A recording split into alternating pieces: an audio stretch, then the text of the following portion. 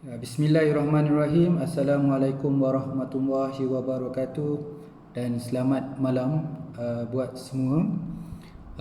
Alhamdulillah, hari ini 1 April 2020, sesi pertama untuk kelas ngaji tulis tesis.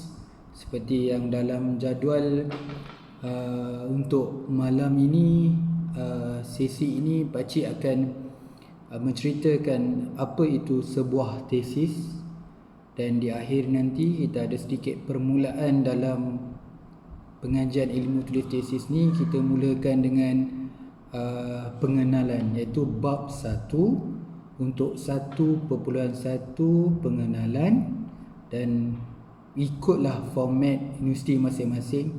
Contohnya 1.10 kesimpulan, ataupun penutup, ataupun dalam English dia conclusion. So conclusion dalam bab 1.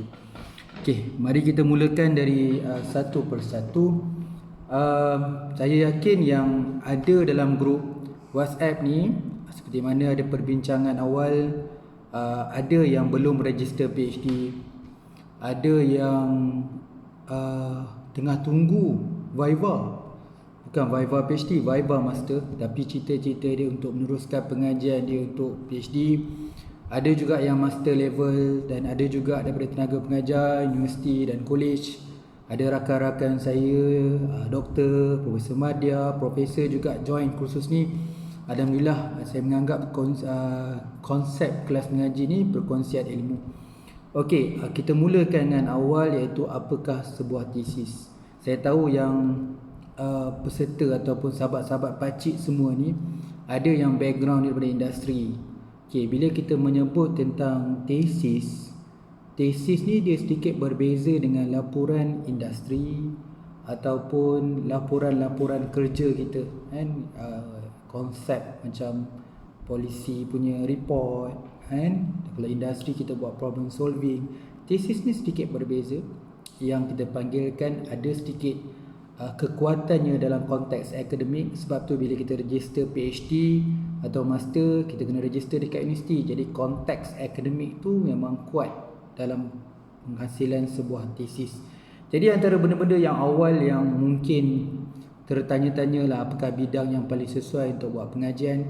So bidang PhD ni secara general lah, saya kata PhD ni kita ada yang by subject, kita panggil doctorate. Kita ada doctorate education, doctorate engineering, kita ada doctorate in business. Kita ada PhD industri, maksudnya lebih sesuai untuk orang ada pengalaman industri dan menyelesaikan masalah dekat industri. Dan juga filosofi, iaitu PhD lah, PhD in management, engineering ataupun science. Okey, yang tu bagi saya ada sebab yang kuat kenapa you all pilih, let's say, nak buat PhD management. Cuma bagi saya konsep kerjaya, contohnya sekarang bila berminat untuk jadi pensyarah, saya advise sekarang, bukan yang compare yang lepas-lepas, yang sekarang memang tuntutan MQA, advise kalau degree business, master business, PhD in business. So mempunyai peluang yang cerah untuk menjadi seorang pensyarah. Isu dia sini adalah konten untuk mengajar. Sebaik-baik untuk mengajar subjek kod degree tu adalah orang yang dah pernah ambil semasa degree. Saya mengajar subjek master itu, sebab saya pun dah ambil subjek master tu. Dekat universiti ada program doctorate, dan saya boleh mengajar subjek tu sebab semasa saya buat doctorate, saya ambil subjek tu. So satu kelebihan. Sebab kalau konteks master by research atau PhD by research, bukan saya kata dia lemah konten, tetapi dia lebih khusus dekat subjek dia. So bila nak mengajar satu-satu subjek, contohnya subjek master atau subjek PhD yang dia sendiri tak pernah ambil subjek itu, saya rasa ada kesukaran sedikit lah dalam konteks, dalam kata on paper lah, secara bertulis orang tu ada capability dan sebagainya. Okay? Bagi orang industri, untuk sambung PhD ni, saya tahu bidang pengajian dia lebih kepada konteks keperluan kerjaya dia buat masa ini dan masa depan. Tapi kalau tanya saya kat sini, untuk buat PhD ni kena cari apa itu yang dipanggil capability. Apa keupayaan dan strong yang kita ada dalam pengetahuan, attitude kita, dari segi kemahiran yang kita ada. Jangan membuat sesuatu yang di luar konteks untuk buat dalam pengajian, sebab research ni dia sedikit sebanyak dia ada bermain dengan faktor dalaman dan faktor luaran lah. Especially dalam research, kalau kita panggil dalam metodologi kualitatif, dia kena sangat kuat di dalam. Contoh dia kalau nak buat research dalam pendidikan, pengalaman sebagai seorang guru tu penting dalam membuat satu kajian dalam penyelidikan. Okey. Kemudian keliru untuk menentukan. Okey, dalam sebuah tesis ni memang ada part-part yang keliru. Macam mana nak buat, apa yang dia panggil 1.1 pengenalan, apa yang dia panggil 1.2 research background, 1.3 dah penyataan masalah. Kadang-kadang kita terikat dengan perkataan itu. Contoh research background ataupun latar belakang kajian. Sungguh-sungguh latar belakang ni. Banyak orang yang menulis cuba cerita, contoh dalam bidang otomotif, dia akan ceritalah bila asal usul otomotif, bila mula first kereta launch kat Malaysia ni, apa model dia, siapa penaung dia, so sejarah Proton tu sendiri, kemudian munculnya Pro 2. Saya rasa ada kekeliruan dekat sini. Research background dekat sini bukan maksud latar belakang industri. Okey, dia bukan cerita benda sejarah. Okey, dia sebenarnya research background tu dalam erti kata mudah dia adalah isu yang relevan. Isu dalam penyelidikan ini, apa isu dia? Okey, nanti kita akan cover pada 2 hari akan datang untuk konteks research background. Itu juga dengan penyataan masalah 1.3. Ramai yang meletakkan masalah. Saya bagi satu keadaan. Kita panggil penilai. So macam mana penilai baca problem statement? So saya akan baca, saya akan tanda, oh ni problem nombor 1, ni problem nombor 2, ni problem nombor 3. So dalam 5 perenggan tu contohnya, saya jumpa 7 masalah. Okey, soalan saya, adakah ketujuh masalah ni diselesaikan dalam tesis? Okey, kalau kita kata tidak, maksudnya tesis tak siap. Jadi berhati-hati dalam konteks problem statement. Apa saja masalah yang kita tulis dalam penyataan masalah perlu diselesaikan dalam konteks penyelidikan. Jadi kena faham dari segi proses dia, alignment dia, penyataan masalah itu datang daripada research background. Sebab tu kita susun 1.2 research background, 1.3 problem statement. Kita tak susun 1.2 problem statement, 1.3 research background. Sebab tu kita kena jelas, kalau orang betul-betul faham, kalau kita ikut sequence, problem statement tu datang daripada penceritaan research background. Okey, dia mesti ada alignment antara dua tu. Kalau dah ada dua ni, kalau kita betul-betul baca problem statement yang tertulis ketika itu, mesti lagi ada sangkut-sangkut. Kenapa? Sebab problem statement yang sempurna dapat dihasilkan bila literature review dekat bab 2 tu selesai. Bab 2 tu bila kita ceritakan status ataupun keadaan literature daripada kajian-kajian lepas, dia memberitahu satu perbincangan. Apa kajian-kajian lepas yang dah buat? Apa kajian lepas melihat satu kajian? Apa metodologinya? Apa dapatan dia? Dia memberi gambaran kepada kita researcher apa yang kita patut buat. What's next? Kalau kita nak buat benda tu, oh ada orang buat dah. Dekat negara Afrika ada orang buat. Di Singapura ada orang buat. Indonesia dah buat. Kat Malaysia pun nak buat. So kenapa aku nak buat lagi? Tak salah nak buat, tapi persoalannya kenapa nak buat lagi? Adakah keliru? Confused? Benda tu tidak jelas? Benda tu kecil? Benda tu signifikan? Benda tu tak signifikan? Benda tu kabur? Mesti ada reason. Jadi tak ada isu untuk kita buat satu kajian semula atau buat satu kajian baru. Tetapi literature review tu memberi gambaran yang jelas. Kenapa kehadiran kita sebagai instrumen, iaitu seorang researcher dalam kajian, perlu buat dalam penyelidikan. Itu yang terjadi dalam problem statement. Sebab problem statement adalah masalah kajian dan kita kena selesaikan semua. Siapa nak selesai? Kita lah, kita researcher. Jadi jangan tulis pernyataan masalah itu masalah yang kita panggil besar. Mungkin saya selalu melawak kata KPI menteri dan sebagainya. Please make sure pernyataan masalah adalah masalah kajian yang kita nak selesaikan. Macam mana nak selesaikan? Sebab tu lepas 1.3, 1.4 tu ada objektif. Objektif tu adalah objektif yang kita keluarkan 1, 2, 3 tu untuk menyelesaikan penyataan masalah. Ini kita tengok objektif, nak buat solution benda lain, penyataan masalah adalah benda lain. Yang tu bila kita kata major lah dalam bab 1, research background, problem statement, objektif, 3 tu. Research background, problem statement dan objektif tidak align. Jadi yang tu mungkin factors yang kita nampak secara jelas lah. baru buka 10 muka surat pertama dah goyang dah. Jadi kita tidak jelas antara perkara itu. Sebab tu proposal defense dia nak bab 1, 2 dan 3. Bukan bab 1 je. Sebab tu kita kena menulis bab 1 tu kena faham metodologi dah. Kita kena cover literature review. So takkan siap problem statement tu selagi anda tak siapkan literature review. Dan metodologi takkan boleh buat apa-apa pun selagi literature review tak cover. You boleh siapkan tapi macam something like try propose method tapi tak tahu apa yang berlaku kat dunia luar. Macam kita sekarang lah, yang kita COVID-19 semua orang duduk kat rumah, kita tak tahu apa yang berlaku dekat luar. Jadi kita cuba nak buat something, keluarkan satu produk contohnya, tiba-tiba kita cuba nak release. Tengok-tengok orang luar tak nak pun benda tu. Sebab kita tak buat market survey dan sebagainya. Itu bezanya method. Sebab method dalam research kita ada satu benda yang ramai orang tak perasan, iaitu waste. Kita tak nak buat benda yang waste, iaitu membuat sesuatu yang kita panggil non-value added. Tidak memberi kesan kepada penyataan ataupun objektif kajian kita. Kita buat benda tu tapi dia tidak membantu untuk menjawab persoalan objektif dan penyataan masalah. Itu antara benda yang nak kena faham lah dalam sebuah tesis tu. Setiap outline tu 1.1, 1.33 sampailah bab conclusion tu, setiap outline tu ada maksud dia. Dan satu benda yang kena ingat, dia bukan solo, dia ada current dia. Macam problem statement, dia kekuatan dia dekat literature review. Significance of the study dekat bab 5, bahagian contribution. Limitation, scope limitation dalam bab 1 ada kaitan dengan recommendation dekat bab 5. Semua dalam tesis ni dia alignment. Jangan kata lepas siap satu section tutup, dia kena berkait antara satu sama lain. Kita teruskan lagi. Perkara-perkara yang kita bincang ni ada slide dia. Nanti saya akan bagi slide tu, nanti you all akan refer lah. Memahami proses penyelidikan. Yang ni yang saya risau bila ramai researcher dia tak baca lagi metodologi, masih buat bab 1. Macam mana kita nak buat satu isu dan satu permasalahan tanpa kita fikirkan proses penyelidikan itu. Saya tak katakan perfect, tapi sekurang-kurangnya kita kena tengok proses tu. Sebab tu kena baca artikel jurnal dan tesis. Kat situ kita belajar proses. Kalau aku nak buat penyelesaian masalah macam ni, kena buat eksperimen. Eksperimen nombor 1 macam mana Bila tengok nombor 1 tu macam mana kita akan tengok dekat objektif kajian dia.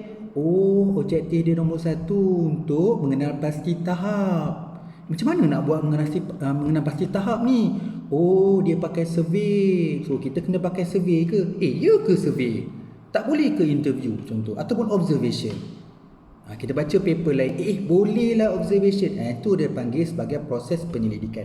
Ingat dalam research ni yang membezakan antara satu sama lain tajuk je. Tapi yang akan tetap sama adalah objektif dan persoalan kajian. Dia buat modul, tajuk dia pasal persekitaran, environmental. Tajuk saya pun modul tapi dalam pendidikan, tapi objektif kita sama. Yang pertama dia untuk contoh dia menganalisis keperluan. Saya pun objektif nombor 1 yang saya tunjuk menentukan analisis keperluan dia, sama je. Cuma bezanya bidang saya mungkin dalam bidang pendidikan, mungkin amalan pendidikan abad 21. Yang isu dia mungkin lain, beza nak menentukan critical success factor of environmental practice ke. Jadi cerita dia objektif sama, tapi isu je yang berlainan. Maka lihatlah pelbagai tesis ataupun artikel, walaupun tajuk dia CP ataupun jauh sikit, tapi proses penyelidikan tetap sama. Jangan cari tesis tajuk sama, sebiji sama. Kalau dalam konteks researcher, saya seorang researcher, so saya kalau tahu tajuk yang you dah buat tu dah ada orang buat, saya akan tanya balik, kenapa nak buat kalau orang lain dah buat? So kita researcher ni, kita bukanlah nak mencari satu gap yang besar, tak. Dia adalah satu keperluan semasa. Kalau benda tu research, kita perlu benda tu, maksudnya keperluan industri perlukan di situ, akademik pun ramai, demand dia kat situ. So kita boleh teruskan satu kajian, tapi kita kembangkan. Bukanlah semuanya sama. Dalam research kita panggil impossible, samalah. Of course sampel lain, location lain, mungkin you punya problem statement lain, objektif lain, tapi direction tu hampir sama. Tapi dalam research ni kita ada satu bab dalam bab 5 nanti, contribution. So contribution kita akan discuss detail nanti. Kita akan bincang macam mana yang dikatakan sebagai contribution. Contribution pada akademik, contribution kepada industri, contribution kepada negara, masyarakat, society, dan dalam konteks kajian akan datang. So kita akan discuss yang benda-benda tu nanti, kita akan discuss juga. Okey, dia dalam research ni, aku tahu benda tu, aku dah pengalaman 20 tahun. Dia bukan sekadar kita tahu knowledge, tapi dia lebih kepada jelas dalam konteks kat sini adalah apa keperluannya kita nak buat satu kajian itu. Ingat dalam research yang beza sangat dengan orang lain tu adalah kat metodologi penyelidikan. Kita nak pergi buat penyelidikan. Saya faham dalam research tu kita ada introduction and literature review, tapi membezakan sebuah tesis tu dengan yang lain-lain adalah atas penyelidikan. Sebab tu penyelidikan ni dapatan dia, finding ni sangat kuat, dan dapatan dia daripada penyelidikan. So you all, saya harap lepas ni semua habis PhD dan master, dan you all bukan biasa-biasa lepas ni. Orang kalau jumpa dengan orang researcher dia takut. Semua orang takut dengan kita. Orang politik pun takut, orang ekonomi pun takut, orang sosial pun takut. Sebab the way kita thinking, the way kita buat decision making bukan atas asas emosional. Kita buat proses je kat sini adalah dari segi konteks, satu persatu. Dalam konteks dia penyelidikan ni satu persatu. Mau tak, belum apa-apa kita dah buat analisis keperluan, kita buat market survey, kita buat preliminary study. Sebelum buat research, kita tahu apa yang orang nak. Bila yang kita kena buat, kita bukan just main ambil je tu, nak buat identify theory, nak cari variable, nak cari literature review. Kita maksimum habis, next kita tekan kat Google search tu, advanced search pula guna, buat systematic literature review, habis, saturated kita cari bahan, bukan main-main. So researcher kalau dia faham tentang apa itu decision making, dia satu proses yang sangat-sangat tara.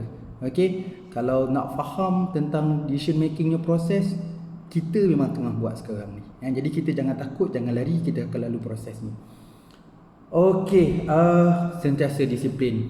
Saya tak tahu nak discuss macam mana disiplin tu. Macam saya selalu nasihatkan dekat student-student saya, satu hari satu perenggan cukup lah. Satu hari satu perenggan saja. Bermaksud dalam satu minggu 3 muka surat, 1 bulan 12 muka surat, 10 bulan 120 muka surat. Itu yang saya kira lah dari segi perenggan dan penulisan. Tapi isu dia macam mana nak menulis satu perenggan yang berkualiti. So kita ada di hujung bulan 4 ni, kita ada satu kaedah template. Saya akan ajar macam mana tulis satu perenggan yang baik, ikut kita punya outline kita lah dalam perbincangan kelas ngaji tulis tesis ni.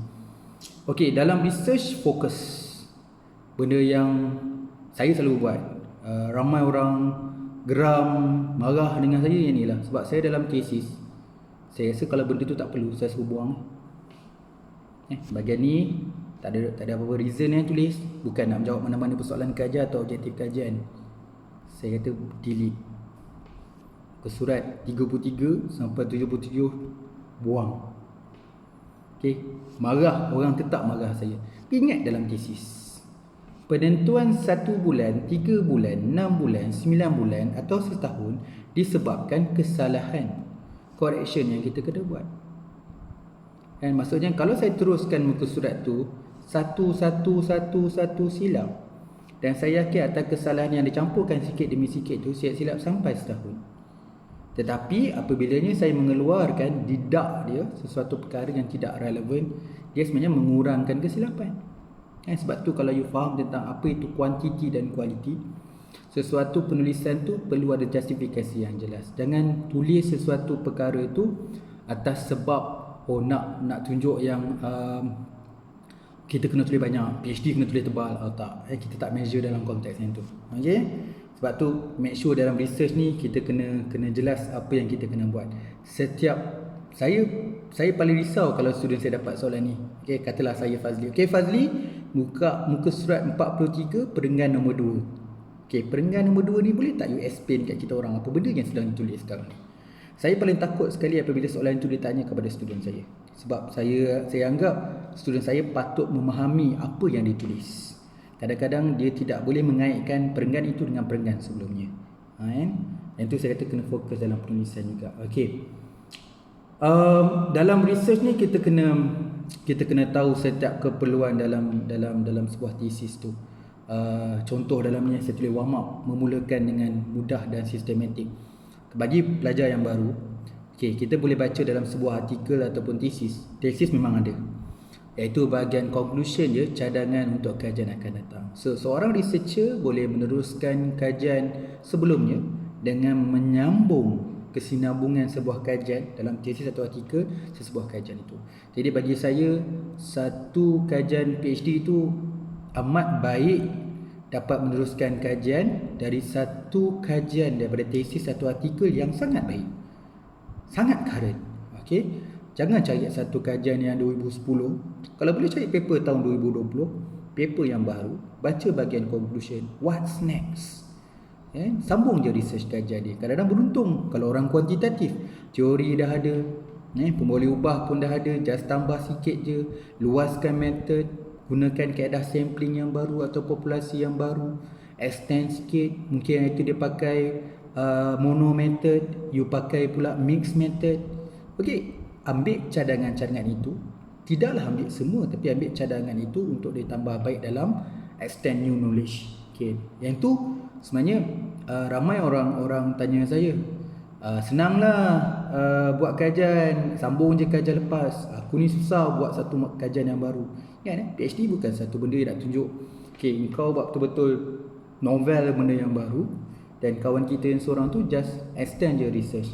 Bagi saya, PhD je sebenarnya memahami satu proses penyelidikan, no skip, satu dia boleh buat, dia boleh faham. Yang paling penting, dia boleh menjawab semua persoalan kajian. Dan automatik jawab persoalan kajian, dia menjawab dia punya semua penyataan masalah. Dalam kes ni, PhD bukanlah satu kajian yang saya tak tahulah. Saya dah 2 kali buat belajar ni, dah almost berapa tahun dah dekat 8 campur 3 9 12 tahun saya mengajar tesis ni. Tak pernah lagi saya jumpa orang macam riak sangat lah. Riak sikit dia biasalah, riak banyak, aku buat tajuk ni betul-betul power lah. Tak, sebenarnya kita belajar proses penyelidikannya. Saya melihat seseorang tu bukan pada PhD, lepas PhD.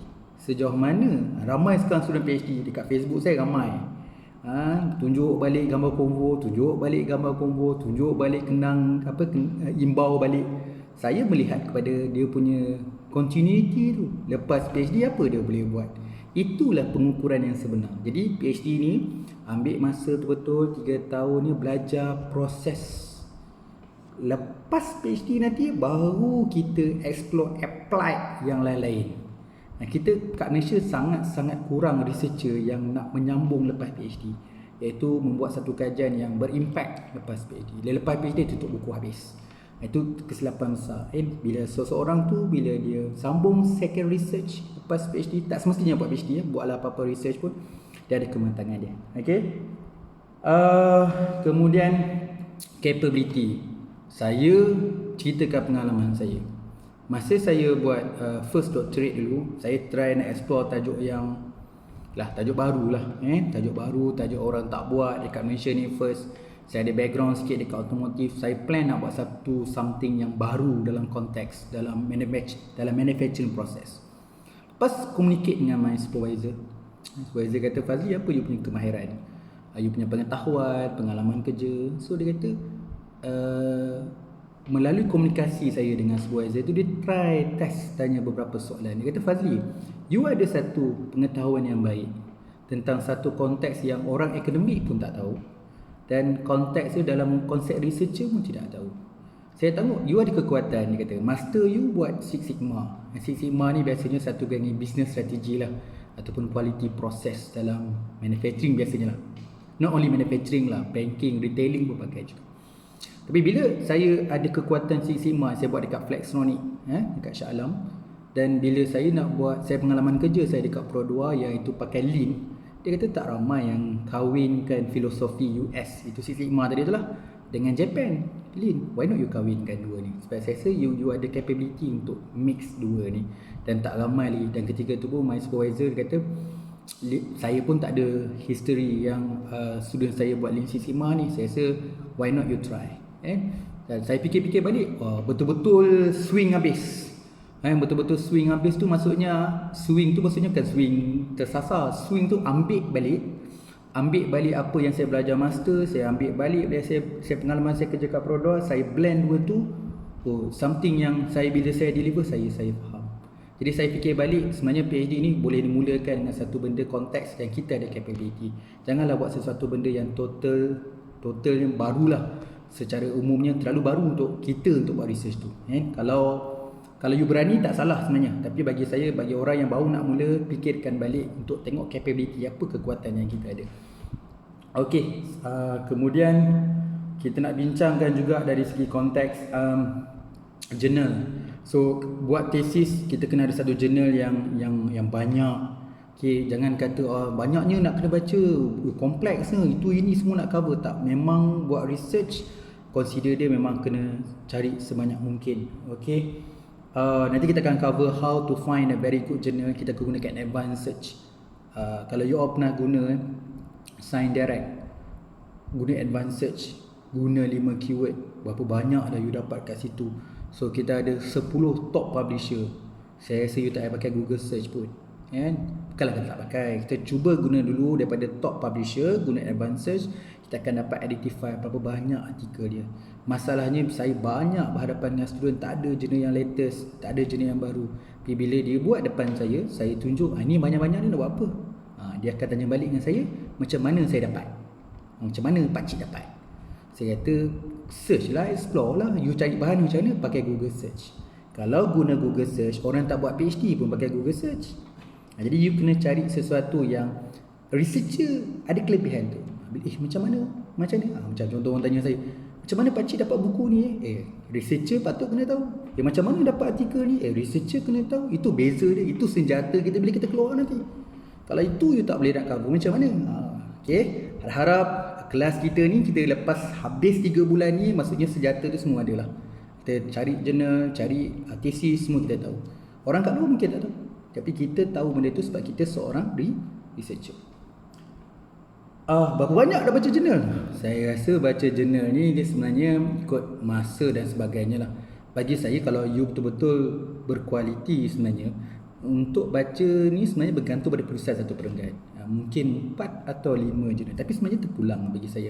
Dapat satu jurnal satu hari pun dah cukup baik dan sebagainya. Nanti kita akan cover dalam matrix literature review. Sebenarnya nak menulis ni dia kena sediakan bahan-bahan dia. Bahan-bahan dia maksudnya, contoh you baca, saya baca.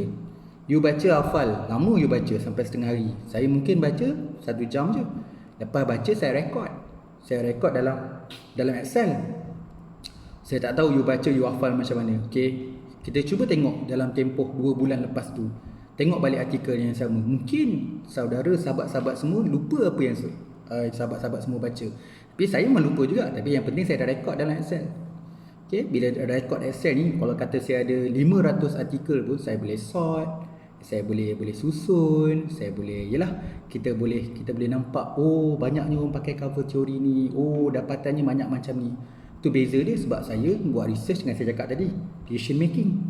Kita nak buat keputusan, kita nak buat perbincangan, bukan baca untuk menghafal. Kita bukan buat exam oriented. Kita bukan berdasar nak kena hafal, bukan soalan viva ni nak tanya soalan peperiksaan.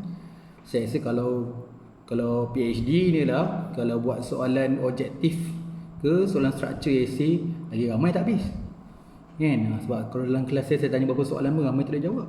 Soalan objektif A, B, C, D, mana tu jawapan dia? Sebab dalam research ni ada justifikasi. Nak kata A pun tak boleh, nak kata B pun paling tepat tak, C yang paling betul-betul tak. Dia sebenarnya setiap keputusan tu ada justifikasi dia. Okey, selain daripada nanti kita akan cover alignment. So dalam tesis memang ada satu alignment yang you kena faham daripada bab 1 sampai bab 5. So kita ada nanti dari kelas kita untuk 2 hari. Saya rasa bukan you all je, saya rasa juga kelas ni yang sangat komprehensif. Macam malam ni kita akan ada macam mungkin perkongsian ilmu macam untuk kuliah sikit. So esok 3 petang ada discussion. Lepas tu keesokan harinya kita akan ada kuliah balik. So pelan-pelan kita akan go through 1.1, 1.2. Macam hari ni kita akan cover 1.1. Lepas ni kita akan masuk 1.1. Okay, bila buat PhD ni, saya seronok nak tanya kawan-kawan saya bila dapat PhD, apa skill yang you ada? Sekarang seronok. Dulu memang kita skill kitanya guna komputer lah, guna Microsoft Word. Zaman-zaman dulu pakai SPSS, kan? Orang kualitatif tak ada, software manual lah. Malah tak sebut pun manual, cuma satu cara je. Nak gunakan kod, nak transcribe kan. Itu je cara dia. Tapi sekarang ni dengan ada Mendeley, you gunakan kaedah SLR pun ada teknik bibliometrics. So buat literature macam-macam matrix yang ada. So kemudian kita ada research design. So dah ada macam-macam proses research design, dah ada macam-macam software. So bagi saya itu adalah skill. So saya advise jangan ikut saya. Saya mungkin kurang dalam bab ni. You all kena top up selalu. Belajarlah teknik-teknik baru dalam metodologi. Sekarang tak payah sombong ataupun wah aku terror bab ni, tak payahlah semua software tak. Software ni satu kelebihan. Dia sebenarnya memudahkan dan memcepatkan masa. Iaitu dia panggil sistematik. Tak salah nak pakai manual. Saya memang apa-apa ilmu saya start dengan manual. Tapi lepas tu saya akan belajar juga gunakan teknologi dalam software. Dan lepas saya belajar software tu bukan saya kata terror pakai software, tak. Software dia tools je, alat je. Kan? Tapi kalau tak belajar manual, asas tak kuat. Jadi sebab tu manual tu penting. Okay? Nature of the research. Okay, selalu kata saya bidang engineering, so cara saya lain. Saya bidang pendidikan, cara dia lain. Okay, nature yang dekat sininya yang you kena faham adalah penyelidikan. Penyelidikan itu kalau sains dia pergi lab. Okay, dia pergi lab. Okay, dia buat research based pada lab. Okay, dia mungkin tak buat fieldwork. Dia gunakan material je, dia buat uji kaji, dapat result. Okay, itu cara dia. Itu cara dia nak dapatkan result. Orang pendidikan mungkin pergi kat sekolah buat eksperimen. Macam sekarang ni lah COVID-19. Ramai kawan-kawan saya nak buat eksperimen tertangguh. Tak tahulah macam mana diorang. Okay, ada limitation. Dia kena buat second plan. Ada orang yang tengok movie. Sahabat saya tengok filem Hindustan. 7 filem tak silap saya. Dia bidang dramatik dan drama. Nak tengok kesedihan. 7 drama, 7 movie Hindustan berapa jam? 2 kali 7, katalah 2 jam. 2 7 14 jam. Ingat, dia buat kualitatif. Dengar saja visual itu boleh transcribe dalam bentuk teks, skrip. Bayangkan 14 jam. Berapa kali raya tu nak settle kan? Jadi setiap research dia, nature dia berbeza-beza. Kita tak payah compare dengan orang lah. Dia senang, aku susah dan sebagainya. Kita yang pilih dan sebenarnya. Saya selalu cakap dengan kawan saya, kalau discuss apa-apa dia kata punya susah.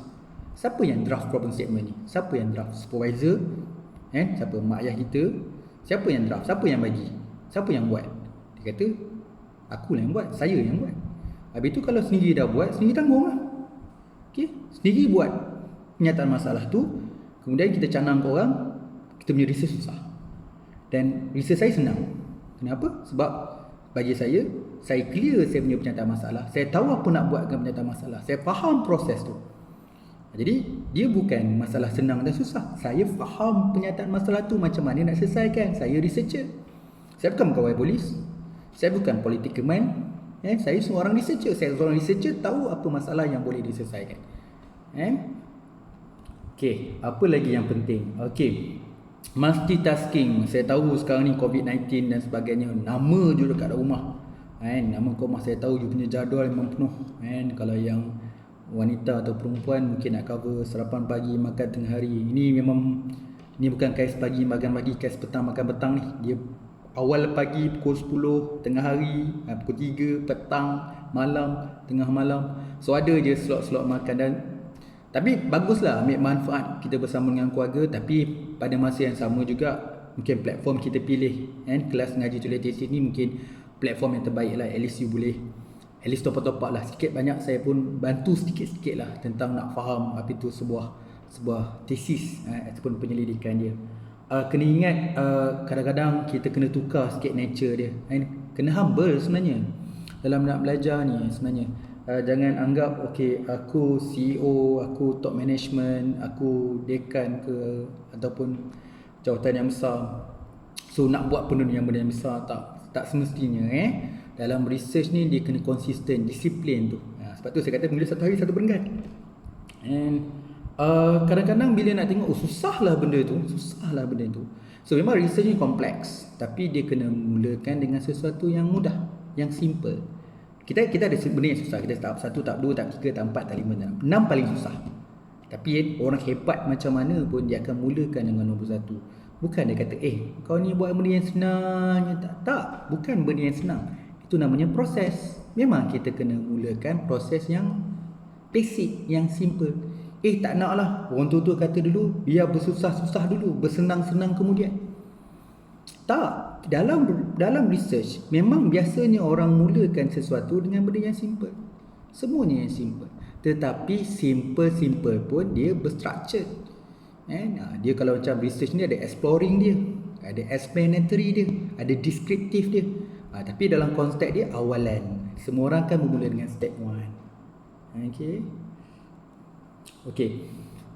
Dalam sebuah tesis ni, minta maaf kan tadi introduction sangat panjang sebenarnya. Kalau khusus cohort saya memang berapa jam Kalau kita start pukul 9 tu 9, 10, 11, 12, 1. Sesi kita buat ni sampai pukul 1 baru habis. Tapi yang ni saya cut dah. Slide pun saya ada bagi 10 slide untuk perbincangan awal ni.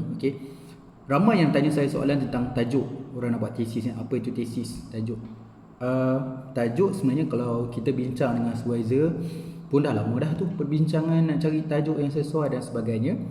Dia supervisor pun bagi green light, dia pun okey tajuk tu, kita pun proceed. Jangan gaduh sangat pasal tajuk. Tajuk. So masa proposal defend, penilai boleh advise tukar tajuk. Tajuk tu bukan buat tajuk semula, maksudnya nama tajuk tu ditukar. You pergi mock viva ke, ataupun panggil kat tempat saya panggil present data, tajuk tu kena ubah lagi. Masa viva, tajuk tu pun kena ubah lagi. Lepas viva tu buat pementolan, ada meeting, mungkin meeting Kak Faguti dan IPS. Ubah lagi. Dekat meeting senat, ubah lagi. Jadi dekat sini tajuk tak payah pening-pening. You dengan supervisor dah okey, proceed. Kadang-kadang saya selalu pesan dengan student saya, relax pasal tajuk, relax. Research ni, tajuk ni benda yang you kena paling relax. So kita tak boleh nak decide awal-awal, tapi kita tahu apa nak buat. Kita jelas kita punya research background, kita jelas kita punya problem statement dan objektif semua. Pasal tajuk ni kadang-kadang kita kena faham ini flow universiti. Saya selaku supervisor pun tak nak gaduh-gaduh sangat benda ni. Kalau saya gaduh, saya defend sangat student saya nak tajuk ni sekian, bila dia dapat surat senat. So proses ni kita kena faham. Dia ada proses dia, ada evaluation dia. Kadang-kadang ada orang lebih mahir dalam bidang ni, dia boleh advise yang lebih baik. Tajuk tu boleh pindah dari time to time. Tapi kalau boleh, bukan tukar tajuk tu, tukar research background, tukar problem statement, tukar objektif. Yang tu tukar tajuk tu seram. Tukar supervisor, tukar tajuk, seram. Jadi benda-benda tu juga kita cuba elakkan lah. Sebab tu bila kawan-kawan yang kat luar tu yang belum buat PhD, jangan register. Pergi pinang supervisor dulu, buat plan-plan. Dah siap bab 1, 2, 3, supervisor pun happy, dah senyum tajuk tu semua, baru register. Kalau suka jimat duit, jimat masa, supervisor pun happy. Ini datang register PhD, first day kata saya student doktor. Contohnya dia kata. Kemudian dia kata saya tak ada tajuk lagi. Cari pasal nama dia. Kalau tajuk dekat bawah meja saya tu semua tajuk grant tak siap. So tajuk-tajuk tu memang teori pun tak ada, method pun ke laut. Tiba-tiba you nak sangat tajuk, kita bagi tajuk tu. Jadi buat PhD ni ada independent ni. So dia ada repo dia. Research ada perkara sebelum, semasa dan selepas. Kita pergi malam ni kita lepas almost 38 minit. Minta maaf. Kita ada satu yang bahagian yang penting dalam bab 1 ni, apa-apa dalam kajian saya mulakan macam ni. Saya heran dan pelik.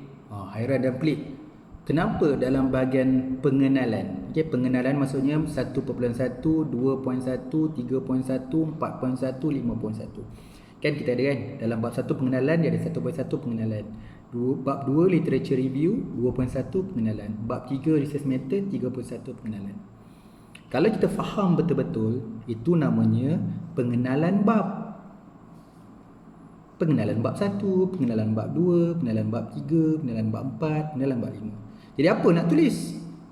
Biasanya dalam bab 1 tu saya tulislah bab ini akan sebab tak buat lagi, akan membincangkan latar belakang, penyataan masalah, objektif kajian, persoalan kajian, hipotesis kajian, kepentingan kajian, definisi operasi, skop dan limitasi, dan diakhiri dengan rumusan bab. Siap lah. Sama juga 2.1. Dalam bab ni akan membincangkan overview, teori, konsep, pemboleh ubah, kan? Kemudian diakhirikan dengan last kali bla bla bla bla bla, diakhiri dengan rumusan bab 3 pun sama juga. Bab ni akan membincangkan reka bentuk kajian, populasi, sampling, pembangunan soal sidik contohnya, bla bla bla bla bla bla, diakhiri dengan rumusan bab macam tu sampai bab 5. Okey, sampai pula tu bab conclusion. Biasanya bab 1, 1.1, 1.2, last kali katakanlah 1.10 tu nama dia rumusan bab. Kopi balik 1.1 tadi, kopi balik, apa kita kata bab ini akan berbincang tu, kopi semua balik, masuk dekat 1.10, tukarkan akan itu dengan telah. Tukar je akan itu dengan telah. Bab ini telah membincangkan bla bla bla bla. Okey, last kali ayat tu. Okey, bab berikutnya akan membincangkan kajian literatur. Maksudnya kita nak panggil selamat datang lah. Bab seterusnya bab 2. Jadi kita kata bab seterusnya akan membincangkan bab 2. Jadi buat siap-siap 1.1, 1.10, 2.1, 2.10. Boleh buat malam ni. Siap dah. Itu namanya pengenalan bab dan rumusan bab. Ini apa sebenarnya? Dalam sebuah bab kita kena ada permulaan dan kita ada penutup. Ini namanya formality, format. Mesti ada pengenalan, mesti ada penutup untuk setiap bab. Okey, ingat panel tak nak tanya soalan bahagian ni. Takkan kita nak tanya 1.1, 1.10. Ni namanya dalam bab 1 ni nak cover ni, cukuplah. Ni kesimpulan, penutup dia nak beritahu dia dah buat apa, dah lah. Jadi buat ke-5 bab. Ingat lagi sekali saya ulang, panel tak minat nak tanya soalan bahagian ni. Apa isu yang berlaku di Malaysia contohnya? 2.1 okey, 3.1 okey, 4.1 okey, 5.1 okey, 1.1 pengenalan bab dia panjang. Ada yang buat 2 muka surat, ada 3. Paling banyak saya jumpa 20 muka surat. Saya kalau jumpa 20 muka surat tu saya senyum je lah. Saya tak tahu nak tanya apa. Asal memang tak nak tanya soalan. Saya cakap tadi, saya tak nak tanya soalan 1.1, tapi saya akan tanya yang tulis panjang-panjang 1.1 ni kenapa? Kenapa tak buat 2.1 panjang-panjang? Ini tidak adil namanya. Berat sebelah. Kalau nak buat 1.1 panjang ni, semua 2.1, 3.1, 4.1, 5.1 kena buat panjang-panjang. Jadi 1.1 ni orang buat panjang. Okey, saya jumpa, saya tak gaduh. Tapi ada supervisor yang minta buat panjang, buatlah. Itu dah supervisor yang nak. Cuma saya agak faham situasi ni, kadang-kadang sukar nak bezakan mana satu pengenalan, mana satu latar belakang, mana satu penyataan masalah. Bila saya baca pengenalan, macam penyataan masalah. Baca pengenalan tu macam research background. Jadi diorang ni bila student ni menghadapi masalah yang ni, bila menulis tukar tempat je. Besok letak kat pengenalan, lusa dia letak dekat research background, tulat dia letak kat penyataan masalah. Bila bagi dekat saya baca, saya mula tengok, tu dia kata pengenalan ni relax je. Bab 1 ni pun bab 1 ni pengenalan secara keseluruhan. Dia tak payah tulis panjang. Cerita selanjutnya ada kat bab 2. Dan sebenarnya bab 2 itu apa? Bab 2 ni adalah kesinambungan dalam bab 1. Apa saja yang ada cerita dalam bab 1 tu ada kesinambungan dalam bab 2. Paling mudah research background. Research background 1.2. Bab 2 dekat mana? 2.2. Tapi tu kalau nama lain. Contoh kat sini 1.2 tu latar belakang kajian. 2.2 tu saya tukar contohnya evolusi. Katalah saya buat bidang dalam pendidikan, evolusi pendidikan di Malaysia. Atau saya tukar transformasi pendidikan di Malaysia. Dia sebenarnya kesinambungan yang berada dalam 1.2. Jadi 1.2 tak ada cerita banyak-banyak. Make sure tulis isu yang relevan. Dia penting menjadi punca kepada penyataan masalah yang kita akan tulis 1.3 nanti. Dan lebih-lebih hold dulu sebab kita ada part nak cerita lebih besar nanti dekat 2.2. 1.3 sebab tu namanya penyataan masalah. Sahabat-sahabat semua, tu namanya penyataan. Dia tak panggil definisi, tak panggil novel. Dia panggil penyataan. So penyataan masalah ni cukuplah beberapa perenggan saja.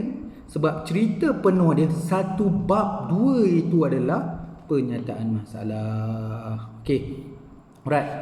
So untuk kita tutup malam ni, dah habis dah sesi kita untuk kelas hari pertama kita ni, kelas mengaji. Minta maaf kalau ada bahasa-bahasa yang kadang-kadang saya guna bahasa kampung. Saya cuma nak beritahu, nak pesan kat kawan-kawan semua, sahabat-sahabat semua, tesis ni, kita nak tulis tesis dan kita memang kena refer banyak tesis. Dan nak baca tesis ni, dia ada cara nak baca tesis. Kalau baca kulit ke kulit, words by words, memang ambil masa yang lama.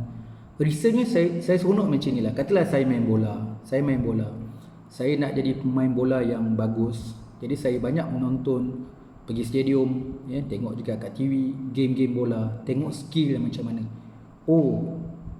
Dulu tengok masa kecil-kecil, tim mana yang kuat je, siapa yang skor banyak, yang menang tu lah tim aku. Contoh dia kan.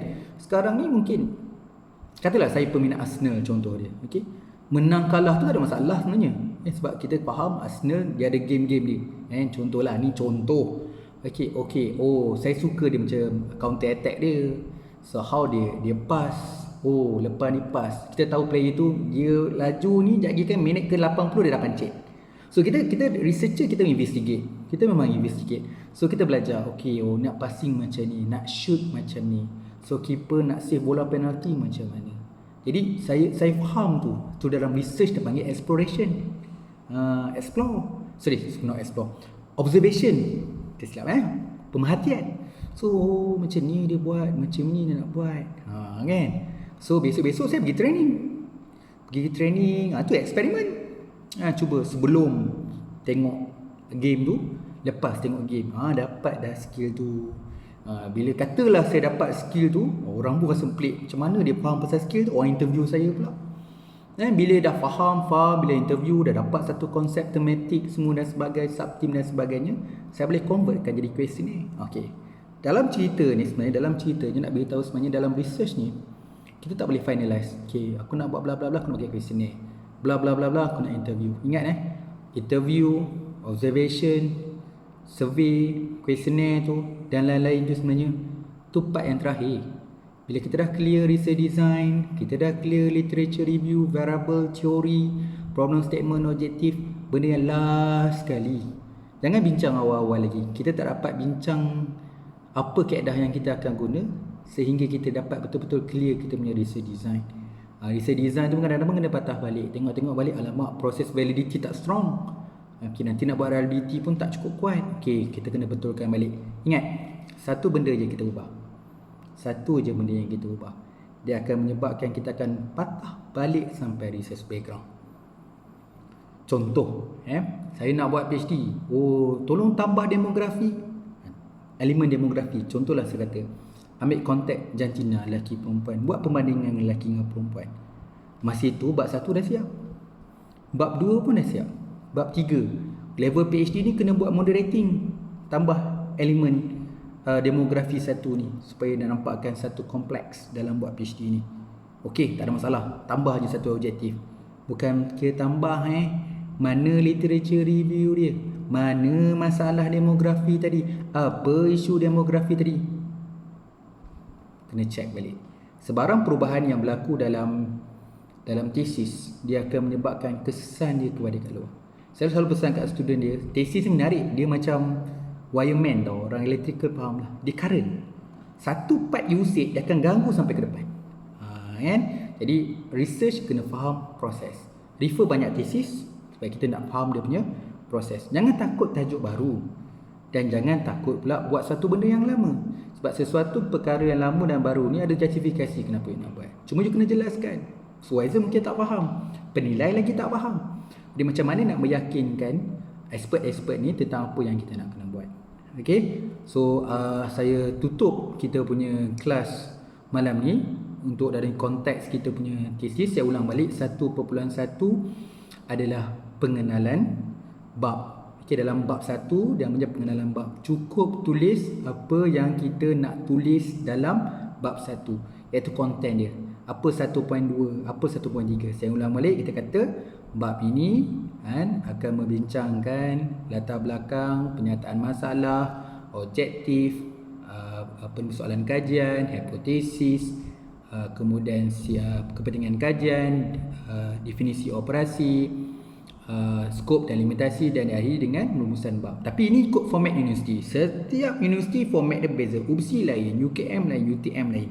Jadi ikutlah format universiti, dan kita akan bincangkan 1.1 tu ikut apa yang ada dalam 1. Copy paste balik 1.1, pindahkan dekat 1.10. Kat sini rumusan bab, tukar akan kepada telah.